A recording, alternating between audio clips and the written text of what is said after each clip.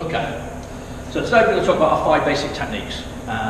In English language we have the 5 vowels, A, E, I, O, and U, and within Wing Chun we have the 5 vowels, which is Tan, Jum, Gan, Bong, Sao, Pak, Sao. Those are our 5 vowels of Wing Chun. Some people like to simplify them. I've heard them called the 3 C's of Wing Chun, Tan, Bong, because those are sort of the lowest common denominators. But as most people use the 5 hand techniques as their core techniques, we're going to stick to that.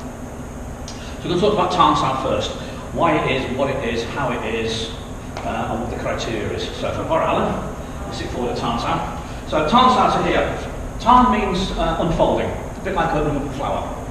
So Tan can from here, as it comes forward, if you're doing it, say within Sun Tao, Tan will actually unfold. The hand will travel forward, cut to the centre line, push with the elbow, and stop at your fixed elbow distance here. And it will come out, palm out all the way. However, if you're nice and relaxed, your arms are down and you're just in a natural stance, Tan Sao is going to have to rotate at the same time. To get that hand up through Tan Sao, it's going to have to rotate. Often a debate as to whether Tan Sao should rotate or come out flat, and it's all dependent on where you are. There's no right or wrong to that, it's just, you've just got to get the structure in place. More importantly is to have your core elements in place that allow you to understand how Tan Sao works and what the structure is that supports it. So, on the Tan Sao here, the criteria that you really want to be looking at is that the centre of the palm, or the centre of the wrist, or if you prefer the centre of the finger, because they're all very much in the same line, that lies along your personal centre line. That personal centre line is a line perpendicular to the line of your shoulders, driving forward, and that's where that first point of reference is. The next point of reference is to use the end of the clavicle, the V-shaped bone here. The end of the clavicle, you've got a little lump on the end of the shoulder here, and what you want to do is you want to make sure that that centre line piece here, in a straight line, all the way down to the clavicle, and if you're looking down from above, the elbow is underneath.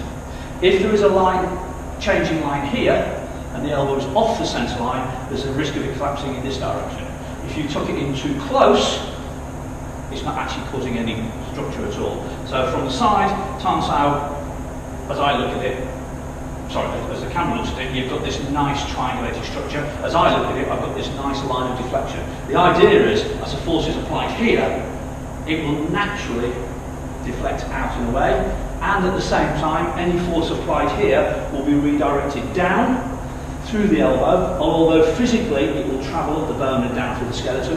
The resultant force will be down into the hips, allowing the leg muscles to do all the support mechanism, and all you need to do within Tan Sao is to actually make sure that that angle doesn't decrease and that angle doesn't decrease. And that comes from a control level of the triceps. If you can control the triceps, and that's not going to collapse, and that's not going to collapse, then the bones themselves will redirect the force down. We talk about the fixed position here, the fixed elbow distance. That is a minimum distance, it's not a maximum. If the elbow drops back too close, then pure momentum would carry the punch through or the strike through. If you stretch it out too far, you get to a point where your arm's almost straight, it gives no body cover at all. So Tan Sao's job is to defend and give a body cover between, say, the base of the wrist, or the base of the hand, the top of the wrist, and the elbow. It's that area that Tan Sao covers. Some people seem to want to have their Tan Sao a little flatter, a little more vertical. Obviously it comes down to application against the scenario you're facing, the person you're facing, and the type of weaponry and attack you're facing, but you really want to give yourself as much body cover as possible. If you have your hand too vertical, you give yourself a lot of body cover, there's always a risk of leverage coming in and you hit yourself in the face just before they hit you in the face. If you have your hands too straight, you provide very, very little body cover, and there's more chance of the thing coming in and smacking you this way. If you have your hand too flat, then again, you're giving yourself no body cover, and most people don't attack you by punching you in the abdomen or in the solar plexus or the chest. Most people are going to go for the face. So this zone is the primary target for a lot of people. And the reason it's a primary target is all the 5 senses are focused there. You've got the visual senses, you've got the audio senses, you've got the sensitivity of the face. I can do this here, and it's not that sensitive. If I did the same on the cheek, you'd be very upset. Although one of the senses is taste, and you may not think that I attack the taste, a good smack on the nose will break the nose. You get the sound of it cracking in your ears. It's a bit like breaking a mint in your mouth. It's a really sharp, percussive sound, and psychologically that's quite disturbing. Then the liquid, the blood will go down your throat, so it will affect your breathing, but more importantly, or equally importantly, what it will do is it will affect your taste buds. And psychologically, when you taste blood, you know that taste. Most people, if they bite their inside of their mouth, they taste the blood first and they check it second. You know that taste. And psychologically, to have that blood going down your throat and tasting blood, knowing you've been injured, is not going to give you that sort of victory feeling. So this is going to be the primary objective of being hit. So we tend to put our Tam Sao to about here. Okay, so because punches come from the shoulder, they don't come out from the nose at this height, they tend to come up. Obviously your opponent can vary, so you have to have the ability to vary height. But Tam Sao is limited in how low it can go by the length of this bone. This bone is not telescopic, so that is the lowest point that your Tam Sao can go to here. Any lower than that, because it's pivotal here, it's going to lose its structure. It can go higher, which is why I say this distance here, this fist distance is a minimum, it's not a maximum. The palm wants to be kind of relaxed, certainly not tensed and pulled. You certainly don't want to tense the fingers. If that punch comes in here against tensed fingers, it's going to cause some damage. If it passes through the relaxed ones, it's not going to rip the fingers off. It might get through to your face a bit closer than you would like.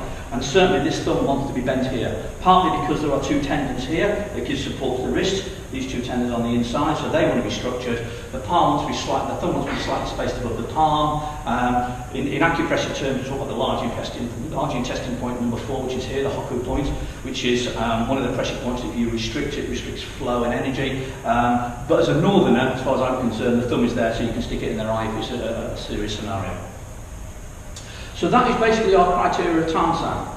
Fist distance to the head of the tricep, fist and the thumb, if you want to measure it to the elbow, it's the same distance, it makes no difference. Palm reasonably held relaxed. As a guideline, top of palm somewhere around the Adam's apple if you were performing Sun Tao, because you've got no opponent in front of you to relate it to, so you relate it to yourself. These three joints in a straight line, if you look down from the top, creating half a triangle to deflect the force out and away, and at the same time deflect the force down. Don't pull the elbow in too much.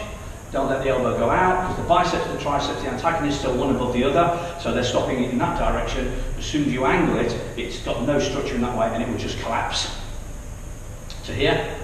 And as a structure, that is how Tam Sao works.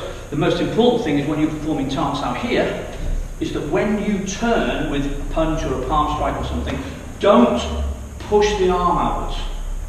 That's the most important thing. There are no muscle groups here on the side that are going to give you power. So if you try and push your arm outwards, I can resist very, very easily because there's no muscle groups up here.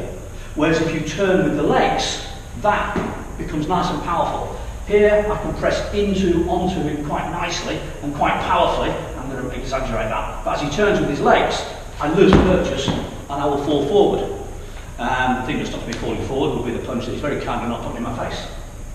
So Tam Sao is a nice structure. It doesn't need to be held tense. What you need to do is just put enough tension in the triceps to stop the thing collapsing. Visually, it can look tense because the bicep leads to a tension, but the bicep leads to a tension because you are rolling the palm this way, so you're using the outer edge. And that is Tam Sao.